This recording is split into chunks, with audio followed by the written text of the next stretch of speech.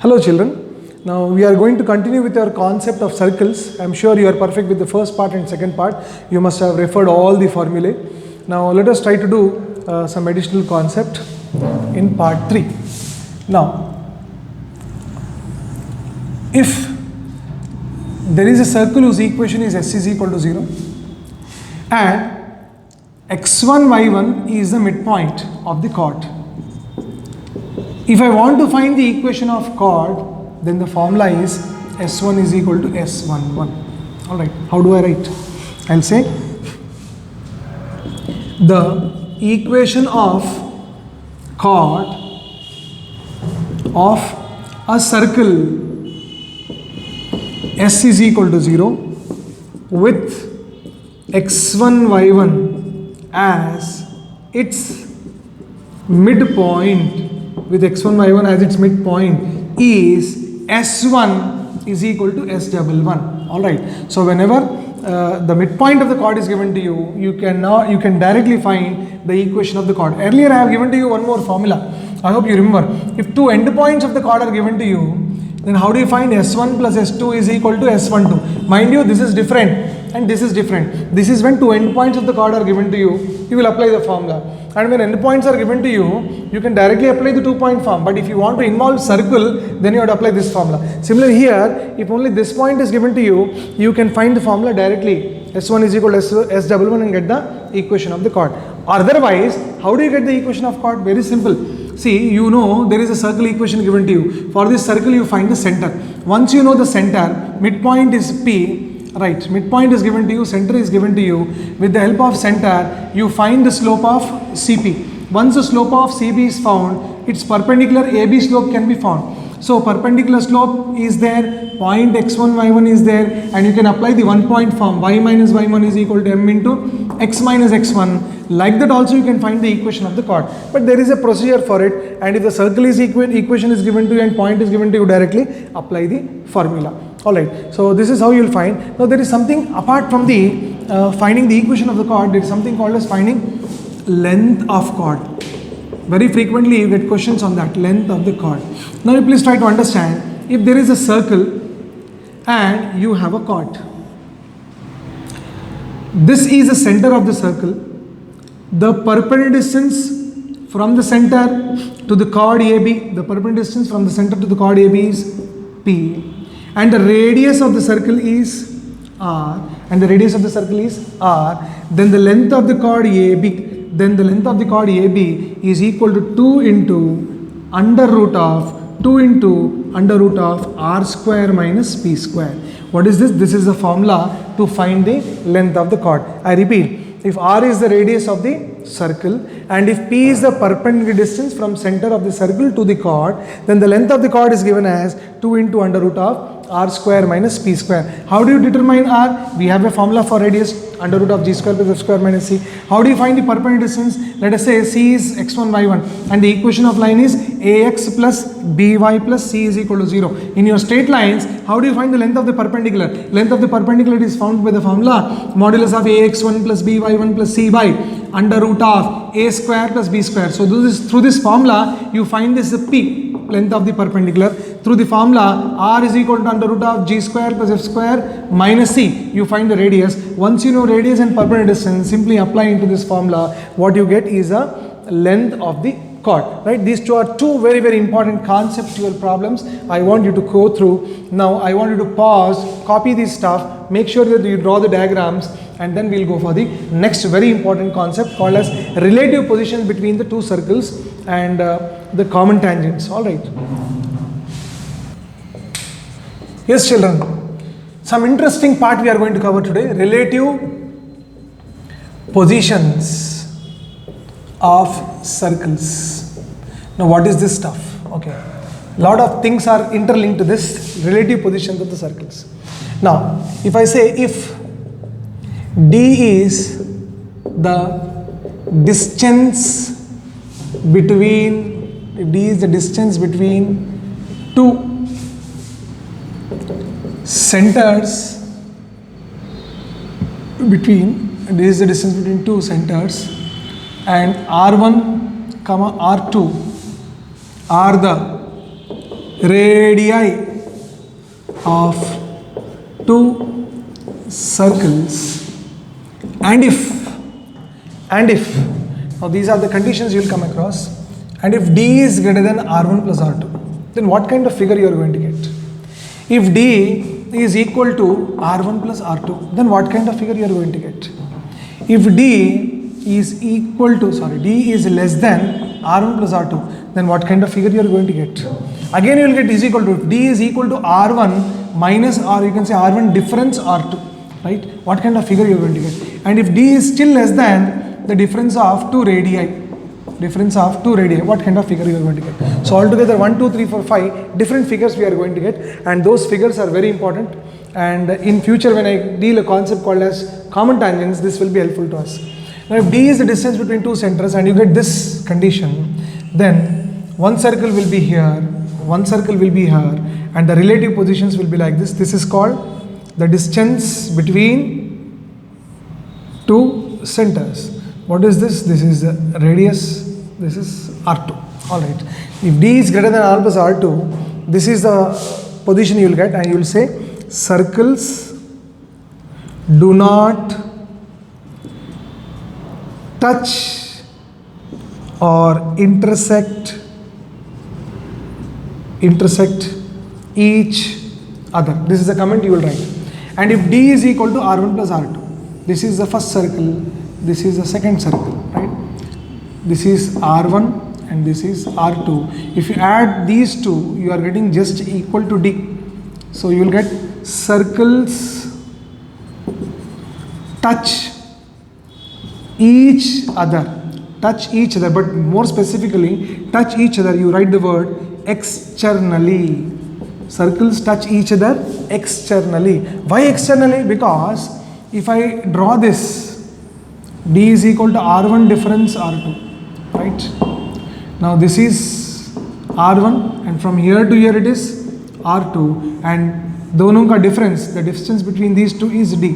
So if D is equal to R2 minus R1 or R1 minus R2, when you have to remove, then you will say circles touch each other internally. One circle touches other circle internally. Why I am telling you? Because you might get a question tomorrow, find the relative positions, and he will ask you to give a comment. He will give you two equations of the circle and he will ask you to comment. What are you going to do? You are going to find the D, you are going to find the R1, R2. How do you find the distance between two centers? Means you will find the centers of the two circles, apply the distance formula, you will get D.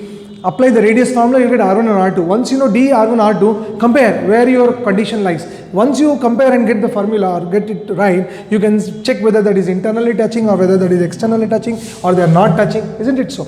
So circles here they touch externally, circles here they touch internally, and if D is less than R1 plus R2, then the circles are, see, this is R1 and this is the center, this is R2, and when you add these two, definitely distance is smaller than the sum of two radii. Then you will say circles are intersecting circles. Circles are intersecting circles. Circles are intersecting circles. Now, what is this? This is only when one circle is lying completely inside other. So when R1 difference R2 also you have done, and that is still greater than D, or D is less than R1 difference R2, then you will say one circle lies completely inside the other. One circle lies completely inside the other. So you need to know this relative positions, children. It's only then you can answer few questions in the examinations. Alright. So I want you to pause the video. Meanwhile, we'll go to the next concept. Alright. Yes, you must be wondering, we will go for the next concept is been told, but again you find the same figures. I'll tell you. Now before we go to the next concept, we have to first understand the definition of common tangent. What do you mean by common tangent? Common tangent, right?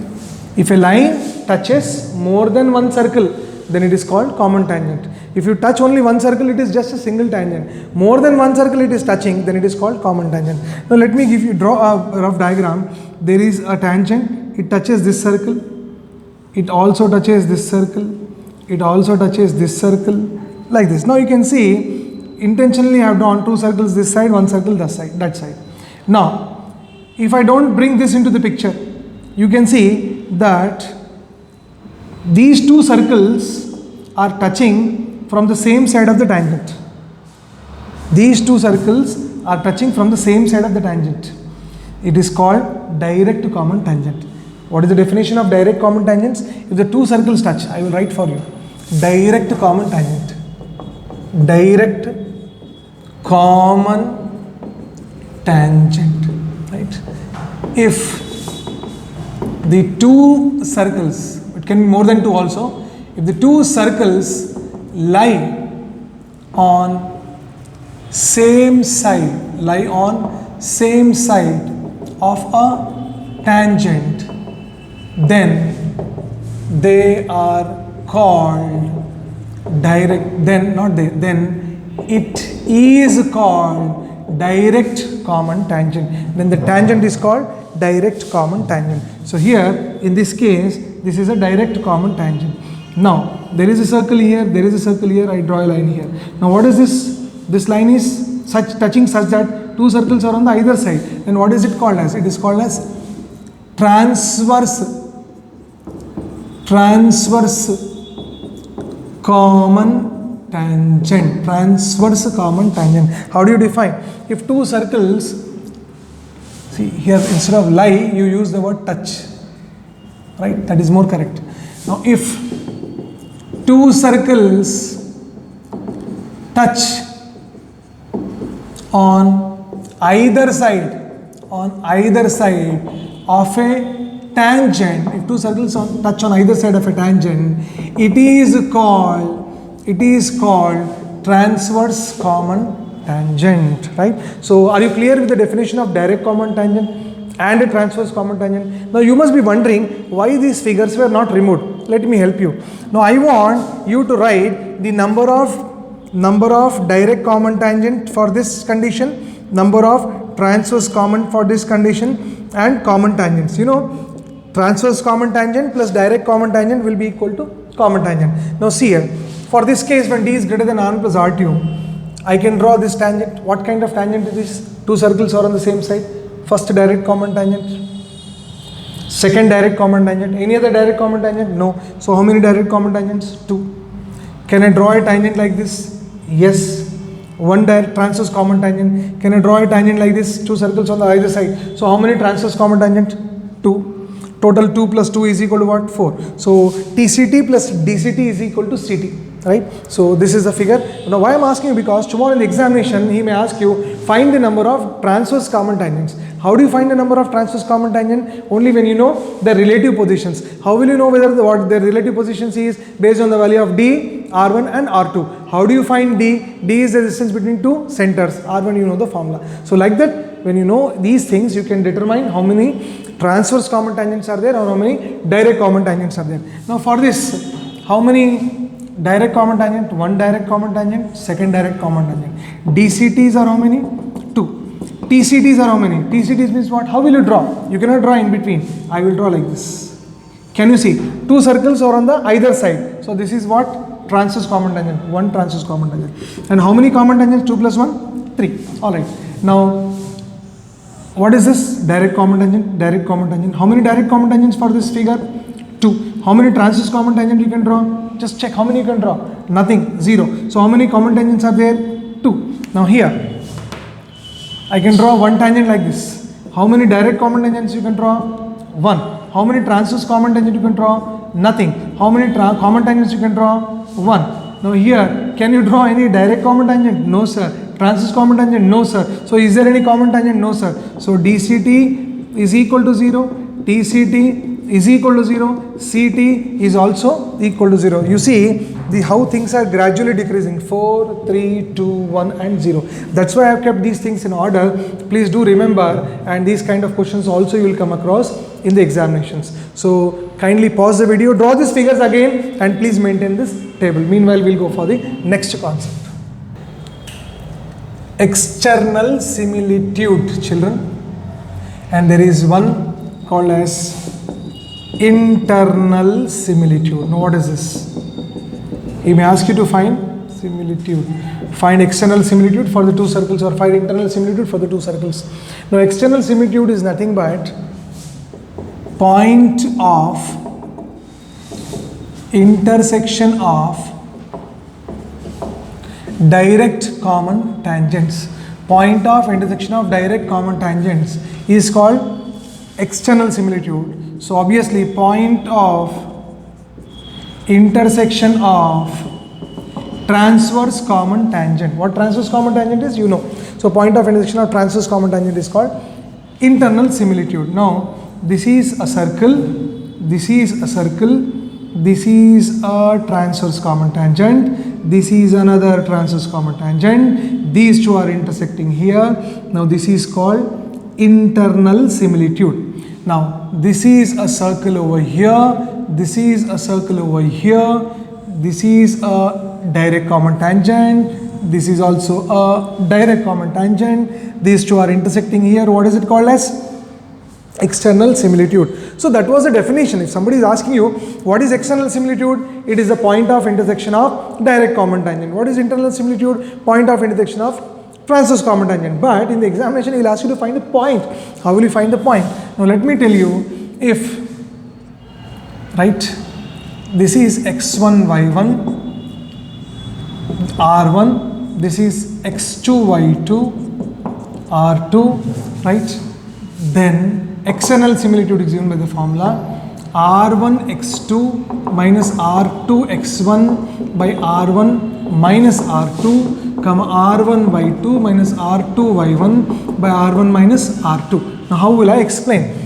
If x1 y1 and x2 y2 are the centers of the two circles bearing radii r1 and r2, and if the two circles are non-intersecting and non-touching circles, then the point of external similitude is given by the formula r1 x2 minus r2 x1 by r1 minus r2, r2 r1 y2 minus r2 y1 by r1 minus r2. Similarly, if I say this is x1 y1, this is r1, this is x2 y2, and this is r2. And how do you find the internal similitude? Everything same, just you have to put plus in between. It is r1 x2 plus r2 x1 by r1 plus r2, r1 y2 plus r2 y1 by r1 plus r2. So this is called point of internal similitude. Always remember, external similitude divides the line joining center. I write external similitude, point of external similitude divides the line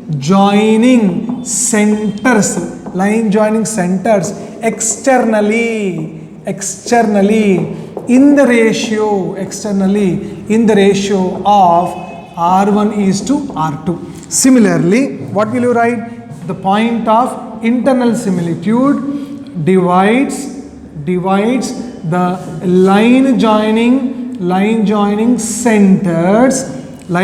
centers internally in the ratio r1 is to r2. Ratio is r1 is to r2. What matters is this is dividing internally, so you apply internally formula. This is dividing externally, so you apply externally formula. So this is how you will find the point of internal similitude or external similitude. Usually this question will come for 4 marks in the board examination. Now apart from that, there is something which I have to explain to you called as length of direct common tangent and length of transverse common tangent. Length of direct common tangent is given by the formula under root of d square minus r1 minus r2 whole square, and length of transverse common tangent is given by the formula under root of d square minus r1 plus r2 whole square. And I need not tell you what does d represent. D represents the centers, distance between the centers of the two circles where r1 and r2 is the respective radii. So this is the formula you will apply in order to find the length of direct common tangent or the length of transverse common tangent. So I want you to draw this properly, and meanwhile we will go for the next concept. Alright. Yeah, children. Now there is one more small concept which I want to discuss in part 3. You may get questions like find the point of contact for the following circles. He will give you two circles. Two circle equations will be given to you, and he will ask you to show that they are touching each other, and also he will ask you to find the point of contact. See, you will find the point of contact only when you know whether the circles are going to touch each other internally or whether the circles are going to touch each other internally or whether they are going to touch each other externally, right? So please try to remember this condition will come. When two circles are given to you, you will find the distance between two centers, you will find the respective radii. Once you find the respective radii, you will check whether you are having d is equal to r1 plus r2, or you will check whether d is equal to r1 difference r2. If none of them is satisfied, neither they touch internally nor they touch externally. Let us say they are touching each other externally. If they are touching each other externally, then this condition will be satisfied. And how will you find this point? Again I am telling you, see here, this is not a midpoint. Many children do a mistake, they feel that it is a midpoint. It is not midpoint. This point divides whenever circles touch each other. Please remember this note. You may pause the video and note down also. Whenever circles touch each other externally, the point of contact will divide the line joining centers in the ratio of their respective radii. I repeat, whenever the two circles touch each other externally, the point of contact will divide the line joining centers in the ratio of their respective radii. So if this is x1 y1 and this is x2 y2, and if you are supposed to find the point of contact, this is r1, this is r2, then point of contact, when circles touch each other externally, you will apply internally formula r1 x2 plus r2 x1 by r1 plus r2 comma r1 y2 plus r2 y1 by r1 plus r2. I repeat, whenever circles touch each other externally, you will apply internally formula to find the point of contact. Like that, if circles touch each other internally, if the circles touch each other internally, then the point of contact will be external, because I repeat, if the circles touch each other internally, then the point of contact will divide the line joining centers in the ratio of their respective radii externally. Here it will divide in the ratio internally, here it will divide externally. So when the circles touch each other internally, point of contact is external. If this is r1 and this is r2, this is x1 y1 and this is x2 y2, then this point of contact can be found by the formula r1 x2 minus r2 x1 by r1 minus r2 comma r1 y2 minus r2 y1 by r1 minus r2. Please do not get confused this with external similitude or internal similitude. That is different, this is different, because positioning is different. Alright, that is the point of intersection of tangents. This is got nothing to do with point of intersection of tangent, it's a point of contact. But this point of contact divides the line joining centers in the ratio of their radii externally. This will divide the line joining centers in the ratio of their respective radii internally. So to find the point of contact here, you apply this formula, and there you apply that formula. It's a very important question, my dear children. Now there are some other concepts also which we will try to cover in our part 4. Usually that is taken into a concept called as system of circles. Many places this concept is taught under the category of system of circles. So we will try to cover the leftover formulas in system of circles or part 4. Meanwhile, pause the video, maintain the notes and practice these formulae in front of the mirror. Thank you, bye bye and take care.